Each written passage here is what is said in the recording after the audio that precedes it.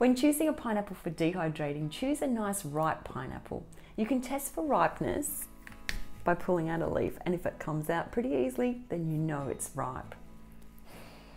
You can also smell the fragrance of a ripe pineapple. You don't want to choose bruised or damaged fruit, but you want it to be nice and ripe because the end product will be sweeter if it's ripe. To prepare your fresh pineapple, remove both ends using a sharp knife.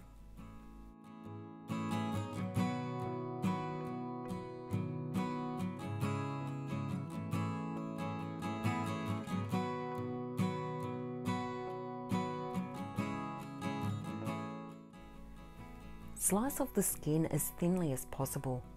This will leave the eyes of the pineapple, but you can cut them off next. And that way you won't be wasting a lot of the fruit.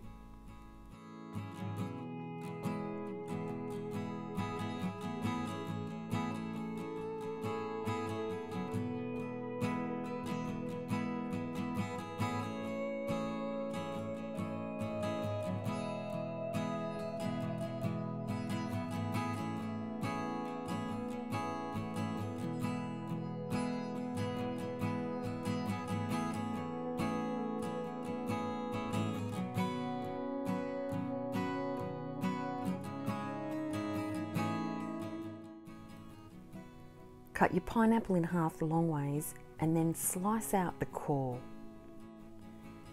I give mine to the ducks and chickens, and anything that's left over after they've had a little peck at it goes into the compost.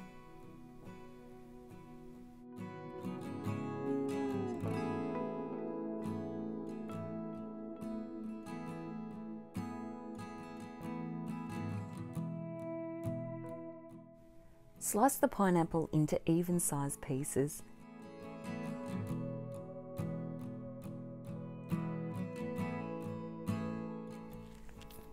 Place your pineapple on the dehydrator trays, evenly spaced so that you've got plenty of air circulation around the dehydrator between the pieces.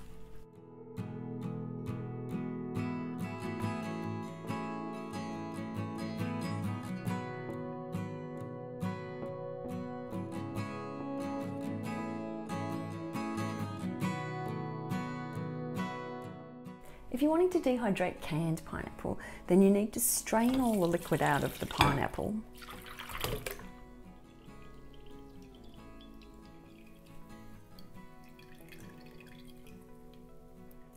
You can spray your trays with an oil to stop the pieces sticking to the trays, or you can use your silicone sheets.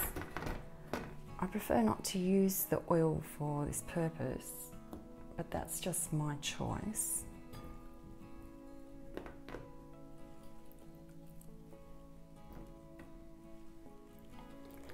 This is good if you're buying those huge tins of pineapple and you have leftover pieces when you've been using the pineapple that you just want to preserve so that you're not wasting anything in the back of the fridge. Put your lid on and make sure all your trays are in alignment. Place your trays on the dehydrator at 57 degrees Celsius. That's 135 degrees Fahrenheit. The time your pineapple will take is variable depending on the machine, the room temperature and humidity, and the size of the pieces that you've cut. It's done when it's a straw colour. It's fairly shrunken and there's no moisture inside in the thickest parts of your pineapple.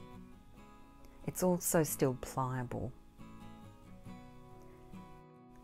The canned pineapple is a slightly different texture.